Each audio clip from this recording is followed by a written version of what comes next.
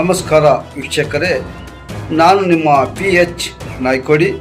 NCI ನ್ಯೂಸ್ಗೆ ಸ್ವಾಗತ.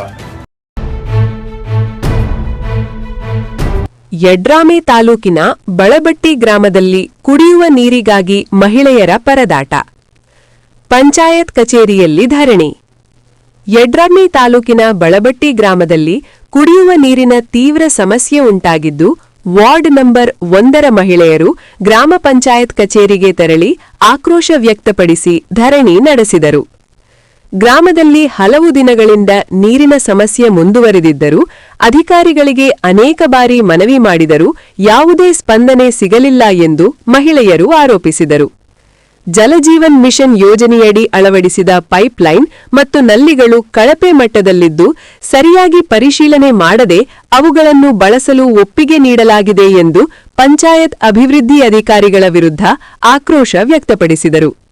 ಈ ಸಮಸ್ಯೆಯಿಂದಾಗಿ ಗ್ರಾಮದಲ್ಲಿನ ಮಹಿಳೆಯರು ಹಾಗೂ ಮಕ್ಕಳು ದೂರದ ಊರುಗಳಿಗೆ ತೆರಳಿ ನೀರು ತರಬೇಕಾದ ದುಸ್ಥಿತಿ ಎದುರಾಗಿದೆ. ಈಗಾಗಲೇ ಬೇಸಿಗೆ ಕಾಲ ಸಮೀಪಿಸುತ್ತಿರುವುದರಿಂದ ಸಮಸ್ಯೆ ಮತ್ತಷ್ಟು ಗಂಭೀರವಾಗುವ ಆತಂಕ ವ್ಯಕ್ತವಾಗಿದೆ.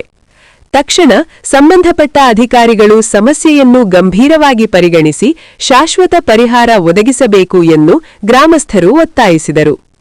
ಈ ಸಂದರ್ಭದಲ್ಲಿ ಬಸಮ್ಮ, ಚಂದ್ರಶೇಖರ, ಭಾಗಮ್ಮ, ಅಣಭಿ, ಚಂದ್ರಕಲಾ ಮಂಜುನಾಥ, ಅನ್ನಮ್ಮ ಅಮೃತನಂದಿ, ದೇವಕ್ಯಮ್ಮ ನೇಲೋಗಿ, ಸುನಂದ ಮದ್ರಿಕಿ, ನಾಗಮ್ಮ ಇಜೇರಿ, ಶ್ರೀದೇವಿ, ಕವಿತಾ, ಸುಜಾತ, ಬಸಮ್ಮ ಮದರಿ, ಸುಜನಾ ದಂಡ, ನಾಗಣ್ಣ, ಅಪ್ಪಾಸಾಹೇಬ್ ಪಾಟೀಲ, ಮಲ್ಲಿಕಾರ್ಜುನ ಮದರಿ, ಷಣ್ಮುಖ ಸಜ್ಜನ, ಮುತ್ತುಸ್ವಾಮಿ, ರಮೇಶ್ ನಾಯಕ್ಕೋಡಿ ಸೇರಿದಂತೆ ಹಲವರು ಉಪಸ್ಥಿತರಿದ್ದರು.